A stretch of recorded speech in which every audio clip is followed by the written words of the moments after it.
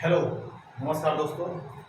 मेरा नाम है दुर्गेश कुमार भोई और आपका स्वागत है हमारे इस चैनल में जिसका नाम है सीजी नॉलेज विद डीके में। एजुकेशन रिलेटिव ये जो है पहला क्लास है और आपका प्यार और अगर सपोर्ट रहा तो आगे जो है हम इस वीडियो को कंटिन्यू करेंगे। आज का जो पहला जो सीरीज है या पहला जो वीडियो है वो मैं लेके आया हूँ जिसका नाम है कौन सा आपका सीजी मतलब छत्तीसगढ़ का प्राचीन इतिहास। चाहे सीजी व्यापम हो चाहे सीजी पीएसटी हो, उसमें जो वेटेज जो बढ़ रहा है वो बढ़ रहा है किसका? इतिहास का। इसमें तीनों इंक्लूड है, प्राचीन इतिहास, मध्य इतिहास और आपका आधुनिक इतिहास।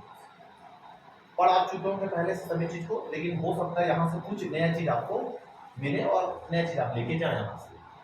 ओके, आने वाले समय में अगर आप चाहते हैं कि मैं और ऐसे वीडियो लाऊं तो आने वाले समय में कुछ कुछ चीजों को हम लेके और चलेंगे, जिसमें एक जो चीज रहेगा जो छत्तीसगढ़ तो रहेगा ही, तो एक जो पहला जो चीज रहेगा वो रहेगा आपका Chhattisgarh complete. Okay, Chhattisgarh complete रहेगा। छत्तीसगढ़ के अलावा उसके बाद इसमें क्या रहेगा, तो इसमें दूसरा चीज रहेगा इकोनॉमी सर्वे। ओके, इकोनॉमिक सर्वे में अगर बोलेंगे तो इकोनॉमिक सर्वे में दोनों चीज रहेगा, एक रहेगा छत्तीसगढ़ का और दूसरा रहेगा आपका इंडिया। इंडिया में जो जो फैक्ट है उसको हम लेके चलेंगे, क्योंकि अभी जो हाल में जो पीएससी का एग्जाम हुआ था उसमें इंडिया के कहीं ना कहीं करंट अफेयर का थोड़ा वेटेज ज्यादा था, तो इसको लेके चलेंगे। तीसरा जो चीज है यहाँ पर देखेंगे हम करंट अफेयर। करंट अफेयर में बस दो ही चीज है, एक है कौन सा आपका छत्तीसगढ़ का और दूसरा जो चीज है वो है हमारा कौन सा? इंडिया। तो आने वाले समय में इसको जो है पूरा कंप्लीट करके रखेंगे। और साथ ही साथ अगर बोलोगे तो साथ ही साथ मैं सोच रहा हूँ 11 और 12 11वीं 12वीं का जो है वो बायोलॉजी का क्लास और साथ में जो है अपन केमिस्ट्री इसका क्लास, इन दोनों को भी आने वाले समय में जो है कंटिन्यू हम करेंगे। तो ये तो रही बात की बात। आने अभी की अगर बात करें तो अभी हम शुरू करते हैं कौन सा? छत्तीसगढ़ का प्राचीन इतिहास। वीडियो में ज्यादा लंबा नहीं बनाऊंगा, शॉर्ट बनाऊंगा, 20 मिनट 25 मिनट का, उससे ज्यादा लंबा नहीं रहेगा। ओके, तो प्राचीन इतिहास, छत्तीसगढ़ का प्राचीन इतिहास शुरू अगर करते हैं। प्राचीन इतिहास मतलब पुराना इतिहास, आदि मानव के जमाने का जो इतिहास है वही कहलाएगा प्राचीन इतिहास। ठीक है, प्राचीन इतिहास का जो शुरुआत होता है हमारा, वो शुरू होता है कहां से? आपका पाषाण काल से। पाषाण काल का मतलब होता है पत्थरों का काल, कि प्राचीन काल में जो लोग रहते थे, जितने भी जो आदि मानव बोल सकते हैं वो लोग रहते थे, उनका जीवन यापन कैसा था, क्या था, कैसे आदमी से जो है मतलब आदि मानव से जो है अभी हम लोग जैसे परिपक्व एक आदमी बन चुके हैं, वो सब देखेंगे इसमें पाषाण काल। क्योंकि छत्तीसगढ़ के बारे में विशेषली है तो अपन ये देखेंगे कि पाषाण काल कंप्लीट करेंगे, उससे पहले हम ये देखते हैं कि छत्तीसगढ़ का नाम जो है छत्तीसगढ़ कैसे पड़ा, इसको देखेंगे, कुछ फैक्ट है, उसके बाद आगे इसको कंटिन्यू करते हैं। ओके, तो नामकरण की अगर बात करें तो नामकरण में पहला अगर देखोगे तो ये दिख रहा है आपका, ये है आपका छत्तीसगढ़ का प्यारा सा नक्शा, ये हो गया हमारा छत्तीसगढ़। ठीक, ये हो गया छत्तीसगढ़। इस छत्तीसगढ़ की अगर बात करोगे तो ये जो पोर्शन है ये कहलाता है आपका ऊपर वाला भाग, जो कहलाएगा छत्तीसगढ़ प्राचीन काल में। और जो नीचे वाला जो भाग है, ये वाला जो बेल्ट, ये वाला जो बेल्ट है, ये बेल्ट अपना कहलाता है कौन सा? बस्तर। बस्तर बेल्ट कहलाता है, बस्तर भाग कहलाता है। बस्तर शुरू से छत्तीसगढ़ का हिस्सा नहीं था, उसको बाद में विलय किया गया, वो देखेंगे बाद में उसको क्या है। तो ये वाला जो बेल्ट है इसको बोलते हैं आपका बस्तर। बस्तर का उस समय काल में नाम था, अलग अलग समय में अलग अलग नाम था। चूंकि यहाँ पर नामकरण का जो शुरुआत कर रहे हैं, जो है नामकरण जो चल रहा है उसमें रामायण काल से कहने के थोड़ा सा रिलेटेड है, तो देखे चलते हैं। तो बस्तर को उस समय में रामायण काल में इसको बोलते थे दंड कारण्य। ये नाम था कौन सा आपका? बस्तर का, जिसका नाम था दंड कारण्य। रामायण काल में इसका नाम क्या था? तो दंड कारण्य। अब पूरे छत्तीसगढ़ के नक्शों को देखोगे तो ये हमारा जो ये जो बेल्ट है सरगुजा जो संभाग है, और ये जो नीचे वाला जो भाग है बस्तर से पहले थोड़ा सा ये वाला बेल्ट, और उसके बाद जो ऊपर का जो बेल्ट है जो यूपी बिहार वाला जो एरिया जो पूरा टच करता है, अयोध्या वाला जो एरिया है, उत्तर प्रदेश मान के चलो, यूपी का जो कुछ एरिया जो आपका जो टच करता है उस समय प्राचीन काल, तो उस समय यहाँ से लेके पूरा ये वाला जो बेल्ट है, इस पूरे एरिया का मतलब यहाँ से लेके अगर मैं इसको ऊपर तक अगर देखूँ तो ये पूरा का पूरा जो बेल्ट है, ये पूरा का पूरा बेल्ट कहलाएगा कौन सा आपका, ये पूरा का पूरा जो एरिया है, उस समय एरिया है, इस एरिया को बोलते थे कौन सा लोग आपका कोशल, कोशल क्षेत्र बोलते थे। ओके, और कोशल नाम कहां से निकली, तो एक इतिहासकार है या फिर एक समझ लो लेखक है समझ लो, जिसका नाम कोशल लोग आपका पाणिनि, पाणिनि करके। और पाणिनि ने एक ग्रंथ लिखा था, ठीक है, अष्टाध्यायी करके, ठीक है, पाणिनि ने एक ग्रंथ लिखा था और उस ग्रंथ का नाम क्या था, उसका नाम था अष्टाध्यायी। उस अष्टाध्यायी नामक जो ग्रंथ है ना, ये जो अष्टाध्यायी नामक जो ग्रंथ है, इस ग्रंथ में नाम मिलता है कौन सा आपका, कोशल। तो प्राचीन काल में ये जो पूरा जो बेल्ट है ऊपर का, उसको बोलते थे कोशल। जन सुने भी होगा, इतिहास में पढ़ोगे तो कोशल जनपद, महाजनपद ऐसे करके, तो ये कोशल एरिया यहाँ से यहाँ तक कहलाता था। ओके, और कोशल का नाम कहाँ मिलता है, तो कोशल का नाम मिलेगा, पाणिनि का एक ग्रंथ है अष्टाध्यायी करके जो उसने लिखा था, उसमें नाम मिलता है कौन सा, तो आपका कोशल का। अब ये जो कोशल वाले बेल्ट को देखोगे तो कोशल वाले बेल्ट को टोटल हम जो है दो भाग में बांट देते हैं, दो भाग। ओके, जो ऊपर में है, उत्तर में है, उत्तर प्रदेश में जो उत्तर में है, उस कोशल को बोलते हैं कौन सा आपका, उसको बोलते हैं उत्तर कोशल। पूरा कंप्लीट कोशल है, लेकिन उत्तर वाले एरिया को बोलते हैं उत्तर कोशल। ओके, और जो दक्षिण वाला जो बेल्ट है, ये छत्तीसगढ़ वाला जो बेल्ट है, इसको इसको हम बोलते हैं कौन सा, आपका दक्षिण कोशल। ठीक है, ये वाला हो गया कौन सा आपका दक्षिण कोशल। उत्तर कोशल या आपका दक्षिण कोशल, मतलब कोशल के दो भाग हो गए। ऊपर वाला कहलाएगा उत्तर कोशल और नीचे वाला कहलाएगा कौन सा आपका दक्षिण कोशल। ठीक, कितना समझ आ गया होगा मेरे हिसाब से, पढ़ भी चुके होगे आप लोग। ठीक, अब उत्तर कोशल का क्या स्टोरी है, क्या कहानी है, उसको देख लेते हैं, और दक्षिण कोशल का क्या कहानी है, उसको देख लेते हैं। दक्षिण कोशल में, जो दक्षिण कोशल वाला जो बेल्ट है, यहाँ एक राजा था और उस राजा का नाम था भानुमन। राजा का नाम था भानुमन, और भानुमन जो राजा था उसकी बेटी थी, और बेटी का नाम था कौन सा, तो लोग आपको कौशल्या, माता कौशल्या। ओके, ये हो गया। राजा भानुमन का जो है कोई बेटा नहीं था, लड़की थी बस। ठीक है, अब और वही उत्तर कौशल में देख लेते हैं। तो उत्तर कौशल का जो राजा था वो था कौन सा, तो लोग आपका राजा दशरथ। राजा दशरथ, राजा दशरथ मतलब राम के पापा, प्रभु श्री राम के पापा और राम की माँ। ओके, ये हो गया, और ये हो गया राजा दशरथ। दोनों का विवाह जो है तय होता है। ठीक है, बारात में कौन आता है, क्या भात खिलाते हैं, पार्टी में क्या रखते हैं, इससे कोई मतलब नहीं है। तो उत्तर कौशल के जो राजा दशरथ थे और दक्षिण कौशल के जो राजा थे भानुमन, उसकी जो पुत्री कौशल्या था, इन दोनों का यहाँ पर क्या होता है, विवाह होता है। ओके, अब विवाह होने के बाद भानुमन का कोई बेटा था नहीं, तो ये समझ लो दहेज के रूप में, या ये जो एरिया है दक्षिण कौशल, ये भी एरिया किसके अंदर शामिल हो गया आपका, उत्तर कौशल में। ये पूरा का पूरा जो एरिया है ये किसके अंदर आ गया आपका, दशरथ के क्षेत्र में आ गया।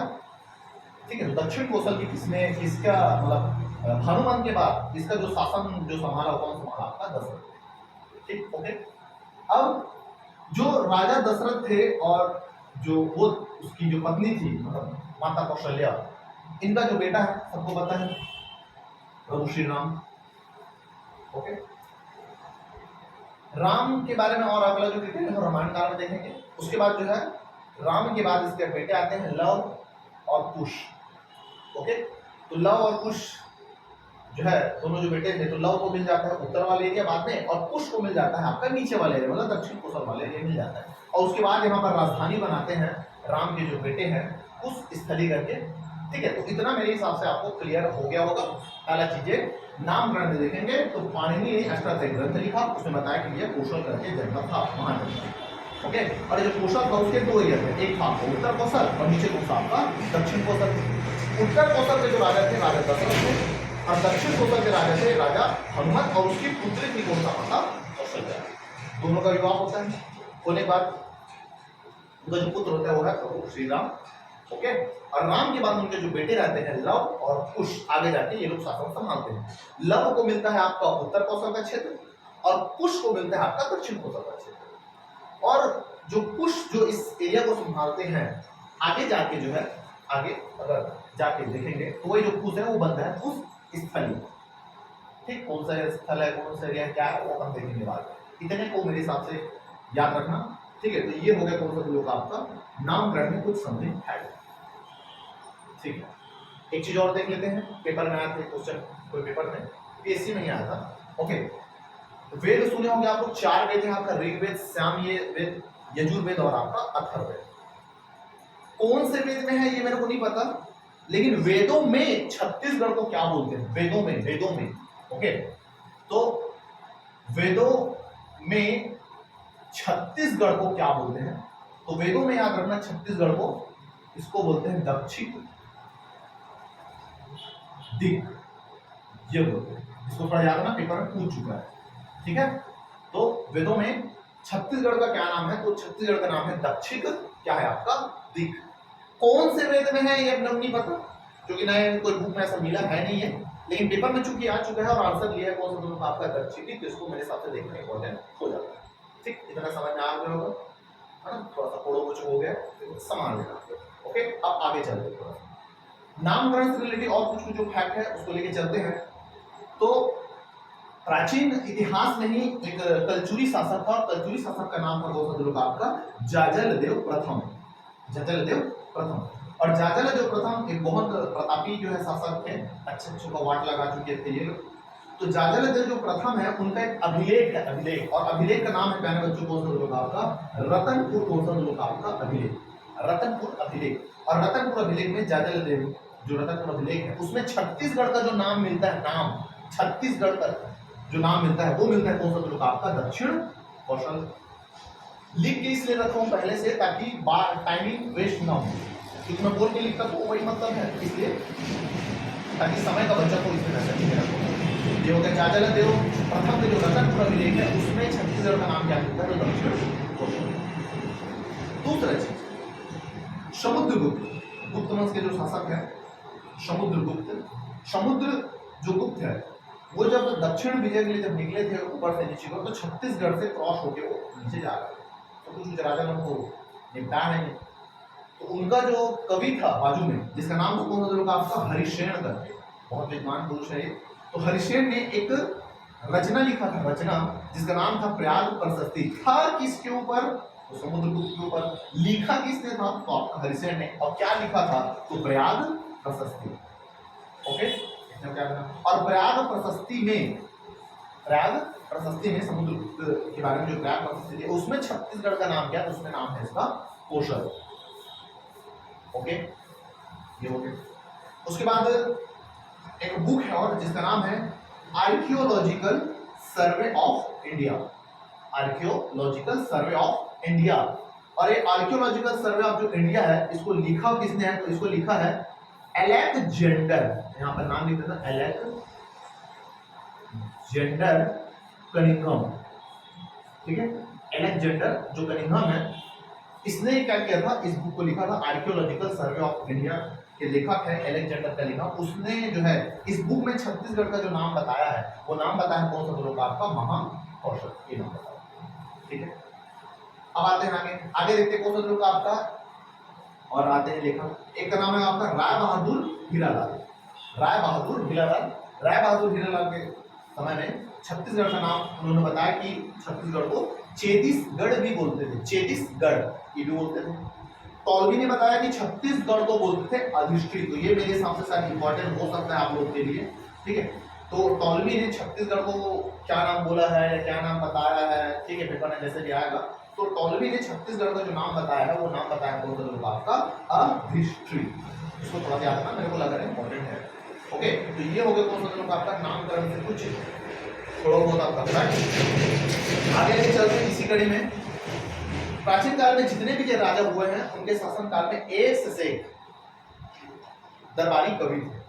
उन दरबारी कवि ने कुछ गाना लिखा, कुछ रचना लिखा, जैसे आजकल गाना चल रहा है वैसे उस समय भी गाना वाना लिखते थे, कुछ कविता लिखते थे, कुछ लेखन शैली लिखते थे। तो उसी समय में कुछ जो लेखक थे उसने अपने रचना में छत्तीसगढ़ जो शब्द का प्रयोग किया था, कब कब किया था, किसने किसने किया था, वो देखेंगे आपका इस।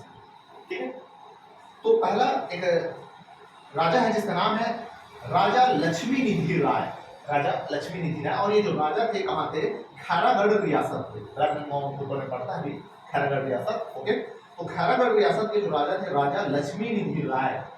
ओके, और इनके जो दरबारी जो कवि थे, दरबारी कवि का नाम था आपका दलपत राव। दलपत राव, ठीक है। उसने एक कहानी लिखा, कविता है, गाना जो भी बोलो।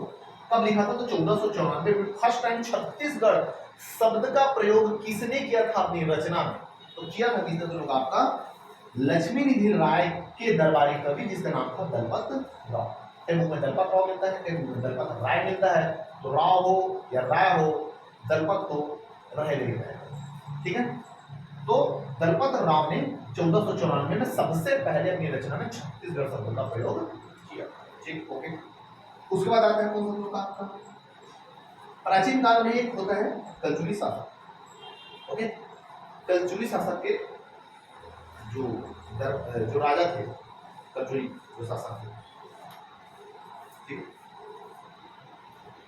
उस राजा के दरबार में एक कवि था जिसका नाम था गोपाल मिश्र। ये गोपाल मिश्र थे। और गोपाल मिश्र जिस दरबार में, मतलब जिस कलचुली शासक के दरबार में थे, वहां पर फैमिली ड्रामा बहुत ज्यादा चल रहा है, बहुत ज्यादा ड्रामा, ठीक। कौन किसका बेटा है, कौन किसका पापा है ना, भारी कंफ्यूजन। तो देखेंगे उसको कलचुली जब वंश जो कंप्लीट करेंगे तो गोपाल जो मिश्र है, गोपाल मिश्र, ओके, इसने कलचुली वंश में जो राजा थे, 2-3 राजा के कार्यकाल में ये थे, तो उनके फैमिली ड्रामा को देख के बोला भैया कि वाह क्या तमाशा है। और उसी तमाशा को देख के इन्होंने रचना किया किसका, खूब तमाशा का। और खूब तमाशा का रचनाकार कौन है, तो गोपाल मिश्र। कब लिखा, तो ये लिखा था 1686, ठीक है। और इसके रचना में छत्तीसगढ़ का नाम भी आता है, मतलब पहले देखा गया। ओके, दूसरा चीज अगर बोलोगे तो अगला जो है मेन जो शासक है, ये भी कलचुली काल में थे, बाबू रेवा राम। तो बाबू रेवा राम ने भी एक रचना लिखा था जिसका नाम है विक्रम विलास। तीनों रचना बहुत ज्यादा इंपॉर्टेंट है, सॉरी दोनों रचना, गोपाल मिश्र का खूब तमाशा और बाबू रेवा राम का कौन सा जो आपका विक्रम विलास। विक्रम विलास जो लिखा था 1896 में, विक्रम विलास ने भी पहली बार जो है छत्तीसगढ़ शब्द का प्रयोग किया गया। कब किसका प्रयोग किया गया था, तो ये हो गया खैरागढ़ रियासत के राजा लक्ष्मी निधि राय का दरबारी कवि दलपत राव। ओके, 1494 में छत्तीसगढ़ शब्द का प्रयोग किया था। कलचुली शासक गोपाल मिश्र, मतलब दरबारी कवि था गोपाल मिश्र, उसने लिखा था खूब तमाशा, इस डेट में लिखा था, और उसने छत्तीसगढ़ उन्होंने वर्ड यूज किया था। ओके, और आपका ये तो ऐसे ऐसे कुछ कुछ जो चीज है जो छत्तीसगढ़ के बारे में जानना थोड़ा सा जरूरी था।